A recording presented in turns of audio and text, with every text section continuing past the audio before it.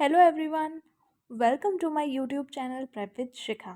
तो आज हम समझेंगे अपनी वीडियो में मोरल सुएशन क्या होता है और सेलेक्टिव क्रेडिट कंट्रोल क्या होता है, जो कि बहुत इंपॉर्टेंट टॉपिक्स हैं एग्ज़ाम पॉइंट ऑफ व्यू से। ठीक है, तो वीडियो स्टार्ट करने से पहले चैनल को सब्सक्राइब कर देना और बेल आइकन को प्रेस कर देना। ठीक है, और अब हम अपनी वीडियो स्टार्ट करते हैं। Let's start our video. Moral suasion क्या होता है? This is a combination of persuasion and pressure that central bank applies on the other banks in order to get them act in a manner in line with its policies. ये combination होता है persuasion का और pressure का, जो कि central bank मतलब कि आरबीआई क्रिएट करता है किसके ऊपर?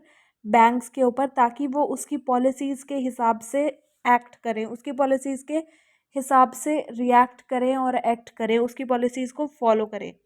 Moral suasion is exercised through discussions, letters, speeches and hints to the banks. Moral suasion किस तरह से अप्लाई किया जाता है? डिस्कशन के थ्रू भी हो सकता है, ये लेटर्स भी सेंड करके हो सकता है, स्पीच दे के भी हो सकता है, और बैंक को एक इनडायरेक्ट या डायरेक्ट हिंट दे के भी हो सकता है।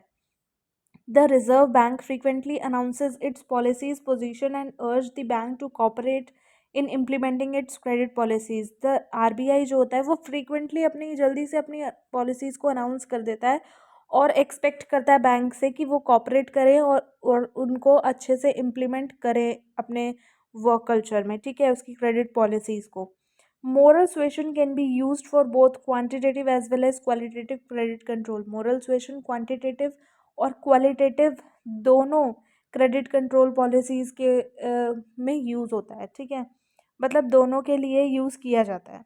Generally central bank succeed in convincing the banks as a tax as their lender of last resort.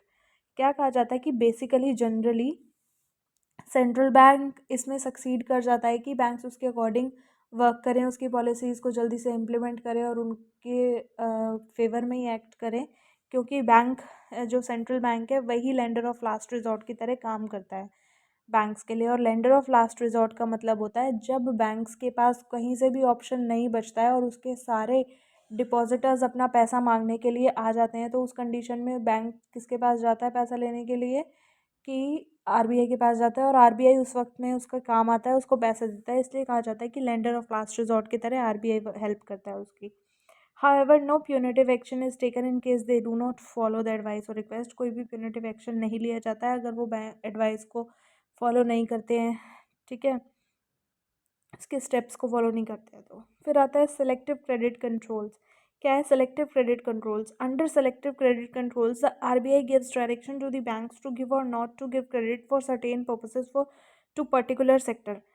Selective credit control के अंदर आरबीआई डायरेक्शन देता है बैंक्स को कि कौन से पर्टिकुलर सेक्टर्स को उनको लोन प्रोवाइड करना है और नहीं करना है। ठीक है, क्रेडिट उन्हें देना है और नहीं देना है।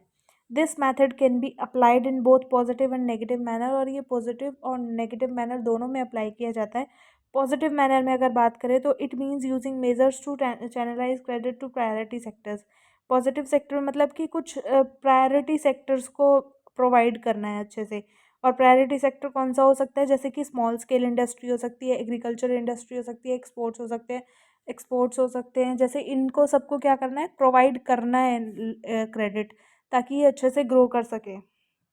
और अगर नेगेटिव मैनर की बात करें, नेगेटिव सेंस में, तो it means using measures to restrict flow of credit to particular sector. मतलब कि वो किसी पर्टिकुलर सेक्टर में अगर आरबीआई को ऐसा लग रहा है कि बहुत फ्लो हो गया है मनी का, ठीक है, क्रेडिट का, तो वो उसको कंट्रोल करने के लिए भी इसको यूज़ कर सकता है। तो हमने आज की वीडियो में पढ़ा मोरल सुएशन और क्रेडिट सेलेक्टिव क्रेडिट कंट्रोल।